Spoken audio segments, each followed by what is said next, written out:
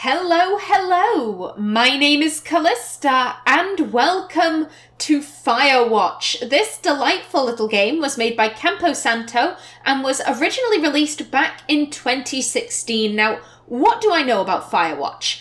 I know that it takes place in 1989, that it's set in Wyoming, and that we play as someone called Henry who, and I quote, has retreated from his messy life to work as a fire lookout in the Wyoming wilderness. Now, I actually looked this up. Wyoming is the 10th largest state in America, and it's also the least populated. Now, right off the bat, I think that says something very interesting about Henry, that, you know, his first response in regards to whatever this mess is that he wants to be as alone as he possibly can. He wants to get to some place with no people. I think that is very interesting.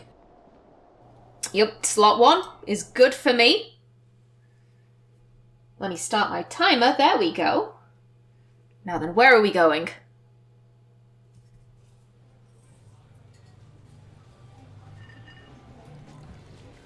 Campo Santo presents. In cooperation with Panic Inc.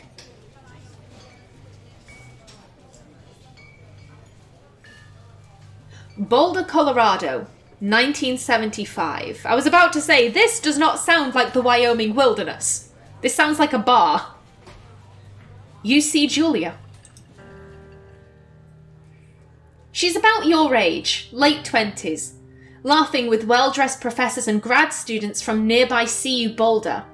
You, Henry, are out drinking with your pals. You approach her. You are drunk.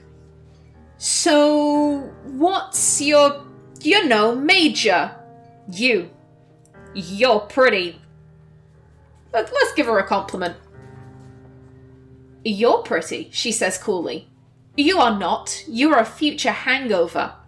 What? You reply confused. Someone should buy you a cheeseburger, she says. She flags down a waiter, and 1 week later, you are Julia's boyfriend. Get in there, Henry. He works quick. You gotta give him that. Oh.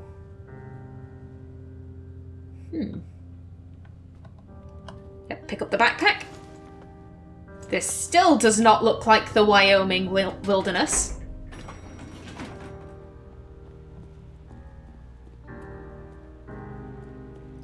Yeah, let's get in the truck.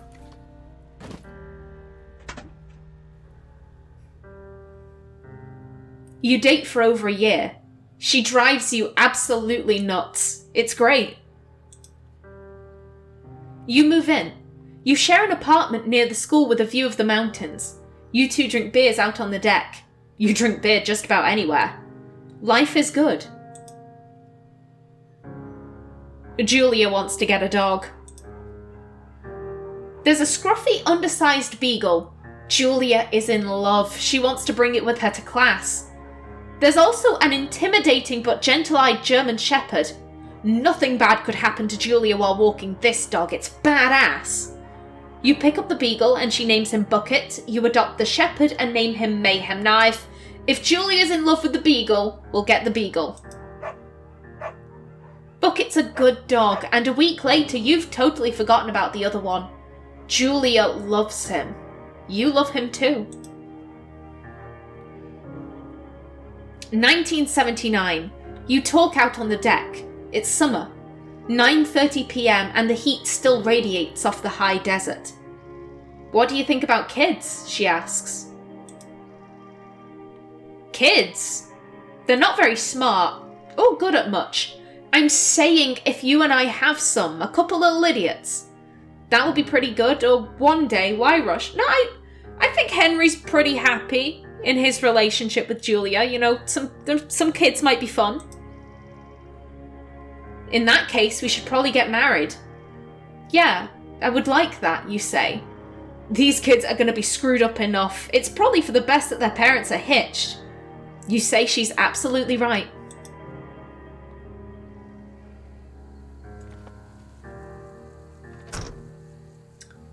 Now this looks like the Wyoming wilderness. Thoroughfare Trailhead. Do not forget to check in. No fireworks. You're in their country. Learn to live with bears. Thoroughfare trail is not recommended for inexperienced hikers. Okay, I'm going to assume that Henry has hiking experience. You do have hiking experience, don't you, Henry? Henry? 1980. It's a Thursday night and Julia is 4 hours late. She doesn't call. You're worried and getting angrier by the minute. She walks in after you've gone to bed. She's not quite drunk, but she's clearly been having a fun time. You fight when she gets between the sheets. You get mad or you ignore her. Yeah, I think that Henry isn't a confrontational type of person. I'd say he's pretty avoidant. So I'm going to ignore her. You don't touch each other all night. The next day you feel guilty for being so angry and ask her about her evening. She says it was great. You hold on to a tiny pill of resentment. You make some coffee and go to work. 1981. Julia still likes to draw. She draws plants from her research. She draws all the places you go. She draws you. You pose and flex like He-Man. You frolic like a Victoria's Secret model. Damn straight we do. Julia was right. You are very pretty. Nice.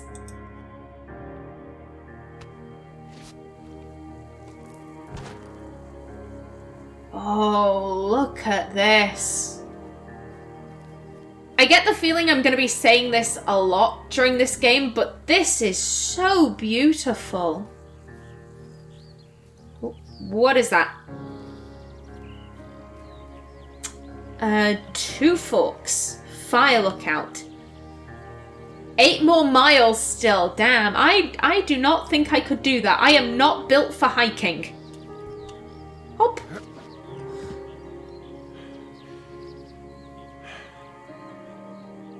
(1982). During the summers, you and Julia enjoy walking Bucket at night. There's a festival in town. It brings in folks from faraway places. One of them tries to mug you with a knife. Bucket gets kicked. Fuck, dog! Julia yells. She gets flustered and has trouble speaking when she is stressed. You confront the attacker. You scare him away. You beat his goddamn face in. No, we'd scare him away. You reach into your pocket like you've got a gun and threaten to kill him. You manage to scare all 3 of you. He runs away. Julia asks to take a different path from that day forward. You say okay, you don't want to go that way either. From then on, you walk by the river. 1984.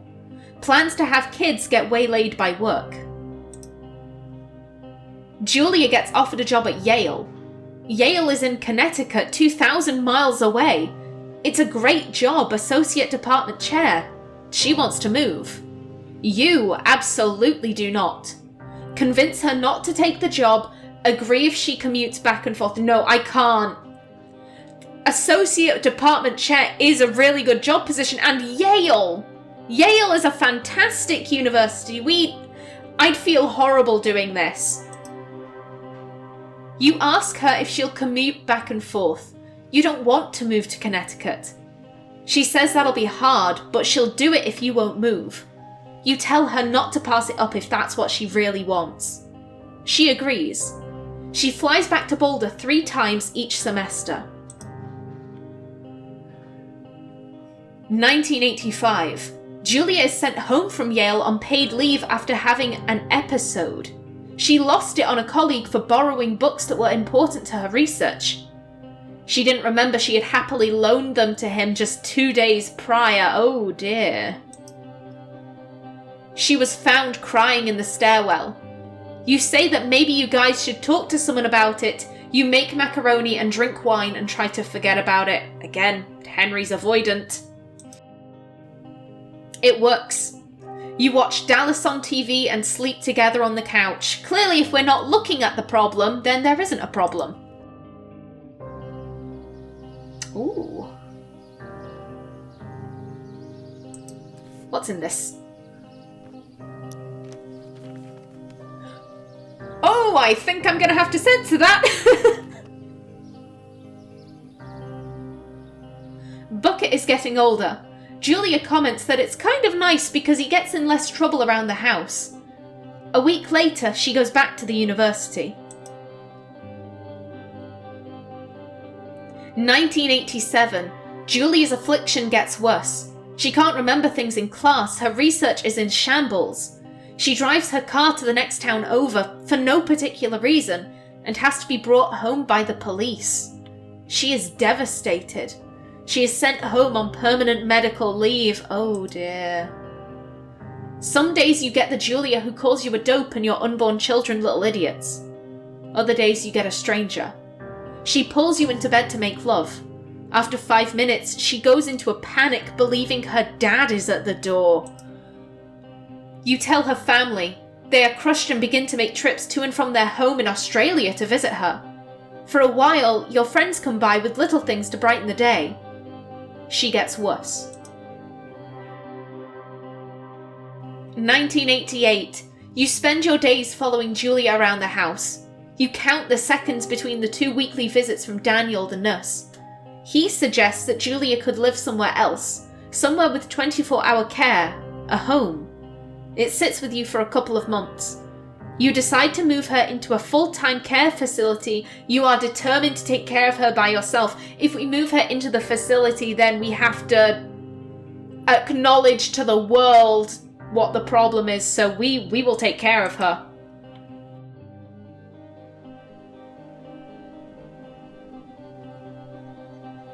I'm really hoping that Julia doesn't die by 1989. I mean, she's clearly got early onset Alzheimer's or dementia, and, you know, that is deadly, but I mean, she must be so young. Oh, God. Ooh. Hello. Is that a stag? Oh, it is. Hello, my dear. And goodbye. It is impossibly hard. The worst is when you get mad at her, like when she tries to cook her own food. You can't do anything without her, and she can't do anything without you. When she goes to sleep, you stay up for a few hours, drinking on the deck, watching baseball in the summer, college basketball in the winter, drinking then too. You start going out after you put her to bed.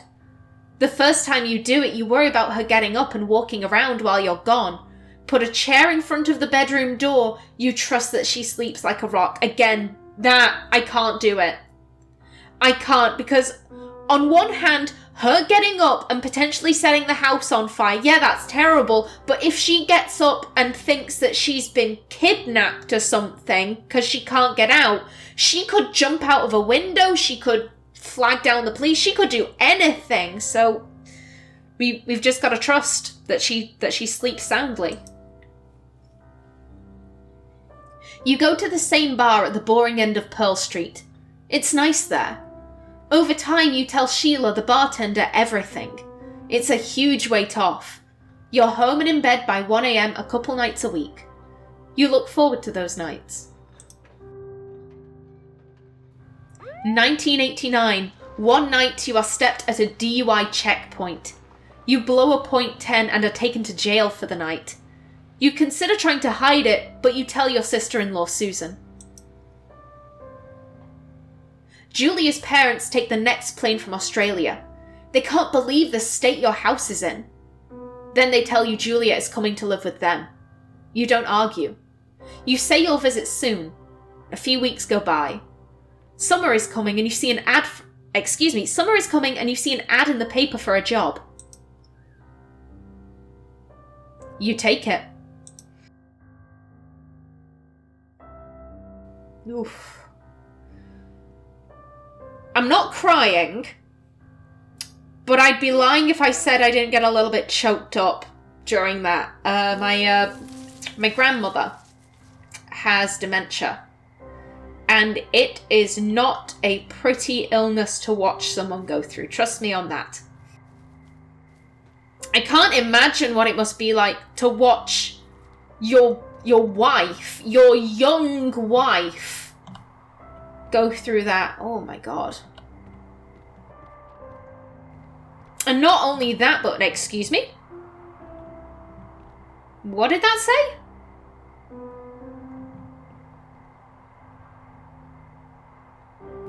I'm going to assume that was a bug. What was I saying? Yeah, because now Julia's in Australia. Which, I don't know if that makes it better or worse, because on one hand, at least she has her parents to look after her, but now she's so far away. Turn on the power. Can do. Let there be light. Nice. Hello, Two Forks Tower. Hello?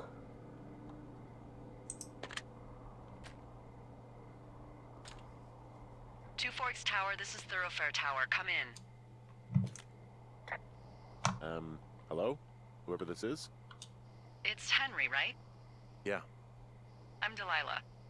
Yeah, that's what the guy said on the phone. So, what's wrong with you? Pardon? Excuse me?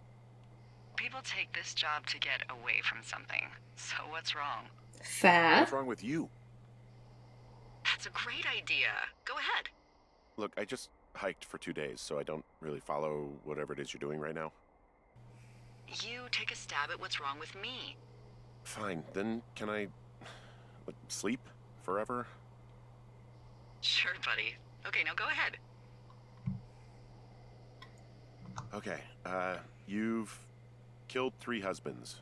You're a black widow and you're just out here until the heat dies down and then you'll kill again. Ooh, very good. Bravo, Henry. Okay, I sleep now? Not quite. Now you.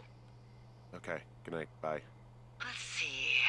I don't know anything about you. I say you got fired from your job and have finally decided to write your novel. That's the sort of bullshit reason you'll find a man out in the woods. Good night. Welcome to the job. Thank you for the welcome. Firewatch. Day 1. At least Delilah seems nice. Very chatty. Game? You doing alright? Oh my god, he actually is writing his novel. Morning, Henry. Well, I guess good afternoon. You probably slept like a rock. Anyway, there's still a few hours of daylight to get some work in. I can see you at your desk, so call me when you're ready. I know I want to move. What do you mean you can see me at my desk? 1 second, there's a zoom button. That's it. Oh. Photo with Julia. That's sad. Now, what are you writing? Okay, he's journaling. He's not writing a novel. April 28th, 1989. Tomorrow's the big day. Was going to drive up today, but there's a guy coming by from the university to grab another box of books, and he was a real pain in the ass about doing it before I left. Means I get to catch the Nuggets game tonight. Not that Phoenix isn't going to take this series in 3 straight. There's always next year. Not sure I'll get another chance to write until I'm settled in. I'm pretty sure the drive up to Lander is going to wipe me. May 1st, 1989. Hiked in last night. Got lost a lot on the way here. And then met my boss, Delilah. So she's our boss. Okay, got it. Real piece of work. She was friendly. Hopefully we don't have to talk too much, you Mr. No. Sorry. Maybe I'm just grumpy from lack of sleep. Didn't get a wink last night and was pretty sure there was a bear sniffing around my tent. I actually made a good fire last night and flipped through Julia's journal. I still feel weird about having it, but Susan thinks it's a good way to... What's the word she used? Stay connected to the real Jules. But I was sitting there looking at it, and I don't know if it's a good idea for me to keep doing that. It didn't feel good, and yeah, like I said, I didn't sleep great after that. But it was probably Henry, move your hand. The bear. Henry? Henry? All right, it's late afternoon and I gotta check in with the boss. Henry, come on, move your hand. Move your hand. I imagine I won't have a lot of work to do. I won't have a hell of a lot to do. Okay, there we go. Now then, Delilah. Signing in. Hey, sorry. Guess I slept in. You got a relaxing, 14 hours of sleep? Whew. Yeah. Damn. Jesus, I guess it's 6? 6:45. Whoops. Don't worry about it. That hike puts everyone out of commission for a day or two. But now that you're up, let me quickly get you acquainted with the job. There's a thing in the middle of your room with a round map on it. Do you see it? Yes, I do. Okay, yeah, I see it. This is the Osborne Firefinder, invented in 1914 by W.B. Osborne? You use this to spot, you guessed it, What the fuck? What is it? Nothing. You use this to... Oh, fuck me! Excuse me? Language, lady. Out your west-facing window. Are you seeing what I'm seeing? Where is West? Where is West? Fucking fireworks? Oh, yeah, I see that. Whoa, that's not legal, right? No. You need to get down there right now and stop them. Fire danger is through the fucking roof. Is that really my job? Your job is whatever I say it is. Look, the closest ranger is like 2 days away. Go down there and set him straight. Okay. Do I write him a ticket? Easy there, Dirty Harry. Well? Get going. You'll probably need a rope to get down the shale between you and the lake, if I remember right. There should be one in the supply box on the way. The code is 1234. It's Really? actually that for all of them. Secure. Shut up. Okay, yeah, I will do that. I promise I will do that, but I wanna look around first. There's stuff to look at. Yeah, this doesn't really seem important. Cookbook, National Forest Guidebook. Yeah, we'll probably have to be looking at that. Pretty sure Yellowstone National Park is in Wyoming. Ooh, what books do we have? Death Strikes at 2, The Patriots, The Birds of Wyoming, The Singular Mind, Glory, and those are just binders. Okay, that seems cool. Anything else interesting? I did notice there were some drawers to open. Excuse me. Thank you. Ate the Hard Way by Richard Sturgeon. Oh, Neil Black has just exposed the largest underground gambling racket in the nation's history. With the mayor basking in the glory, it's only when consequences come knocking is Neil Black called on again. Neil Black is a lot of things, but a fall guy isn't one of them. Neil beat the odds when the most dangerous whatever in the mob have his number, and in something, when a high-risk sting goes wrong, it's only a matter of time before the powers that be do what they always do. Put it all on Black. Ooh, spy thriller. Drop it. No, you could have just put it back. It could have been where it was supposed to be. And what's in here? Oh. I love a good D20. Thank you, Dad. Drop that. It's fine. And what is this? Can we call this in? Hey, there's a map in my tower that I'm pretty sure is not USGS regulation.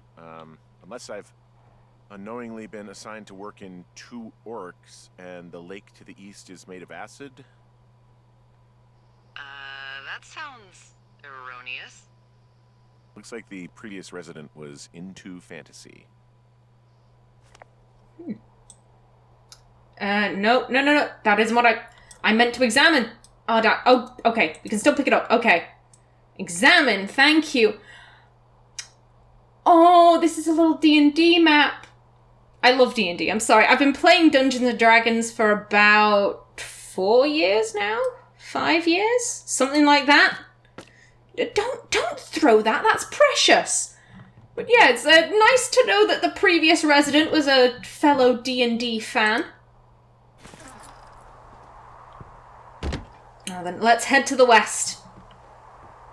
Generally, I've got a pretty good head for geography and maps and stuff. So hopefully I can figure out how to get over there. Now then, there was mention of Cache 306. Oh, we do have a map. That's good. Okay. There's the lookout. There's Cache 306. And yeah, it was to the west. Okay. Gotcha. Now then, if I'm reading that right, then we should just be able to follow this trail. Yep, Jonesy Lake, 0.7 miles. Got it? Oh, I like... How do I put this? I like the idea of nature. I've never really gone hiking or camping or anything like that. And theoretically, it sounds wonderful. However, I'm more of a city girl. I'm used to being in towns, and I have the worst arachnophobia. And spiders do like to live in the outdoors, and we have an agreement. I leave them alone, and they leave me alone. Also, don't necessarily know if I'd want to go camping in America. There are bears there. Aha, yep. Here's the cache. Is that 306? Yeah, that's 306. Ooh, I can hear the fireworks. I found the supply box. Great. And yeah, I wanna. Are there a lot of these out in the woods? Yeah, we got them all over the Shoshone. They saved us a lot of back and forth from the trailhead. Don't take all the good stuff. Yeah, all right. Henry might be agreeing to that, but I'm not. It was 1, 2, 3, whoops, and 4. There we go.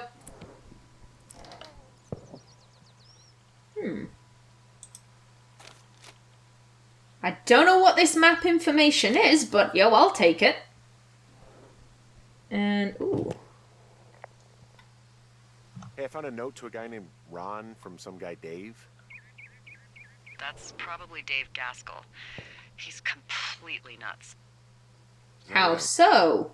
Harmless, but yeah, one of those, fall off the grid and eat ants for a week type. Totally fucking cuckoo. Well, great. That's kind of what the job attracts. And are you also that way inclined? Do people lose their shit doing this job? There's a note that says a guy just left his post. It happens, yeah. You're not gonna pop your top, are you, Henry? I hope not. Planning on it. Yo, what's it say? Examine. Oh, that's still the 7th, but I'm gonna have to remember these are American dates. Ron. Hey man, guy couldn't take it, so I locked up his lookout and put some stuff in the box. Found one of those bars you liked hiking into the park, but let's get fucked when I'm back. Dave, okay. Let's just keep that. That's ours now. 'Cause why not? There's a granola bar. And Delilah has stuff to say about it, yo. Stuff these things with old food? That's how you get bears. Those boxes are bear-proof. I wouldn't worry about it. Excuse me, this is a wooden box. If a bear wanted to get in here... Yeah, I'm totally going to eat that. If a bear wanted to get into this box, it 100% could. I tracked down that rope. It was right where you said. Great. So you should be set to get down to the lake. Yeah, I am going to talk to Delilah every chance I get. Deal with whoever is setting off the fireworks. Okie doke. Let's get down there. Now then, I'm pretty sure I want to be heading this way. Just follow the trail. Everything will be fine. Whoopsie. Oh, this just looks so beautiful. Oh, there's a jog button. Whoops, excuse me. Oh, the air must smell so fresh out here. Around where I am, everything just smells of cars. Ooh, look at that. This vista is incredible. Which one? Down the hill from my tower.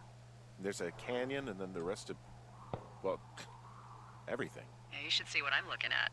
An eagle has been hovering over this gorge for the past hour. Maybe if you're good, you can come by and see it at the end of the summer. Damn. That's one thing I'm really envious of people who live in super rural locations. Just the ability to look out of your window and there's something other than, you know, a ran over fox. And oh, flipping it. We're getting close. We're getting close. But what is this? I see that. We can jog there. Come on. Oh, claws. Evidence of bears. Hey, there's a tree out here that's been ripped to hell. And?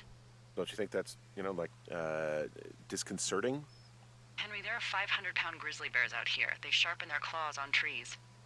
We don't have grizzlies in Colorado. People killed them a long time ago. Well, in the thoroughfare, they hunt people, they kill people, they bury their bodies, and then come back weeks later to eat them because they prefer rotten meat. People just disappear. Oh my god. Don't you think that's disconcerting? No, Henry, that's life. Christ, lady. Yo, I did not know that bears did that. Oh my... I am never going to be able to watch Paddington Bear again. I will never be able to look at him the way I did in my innocence. Oh, and yo, I can see them. I can see them. And here is the rope hook. However, I am just about out of time for this episode. In the next, we will go confront these hooligans letting off fireworks. But until then, please remember to like if you enjoyed, leave a comment below, and if you wanted to subscribe, it would be very much appreciated. I've been Callista. Thanks for watching, and see you in the next episode.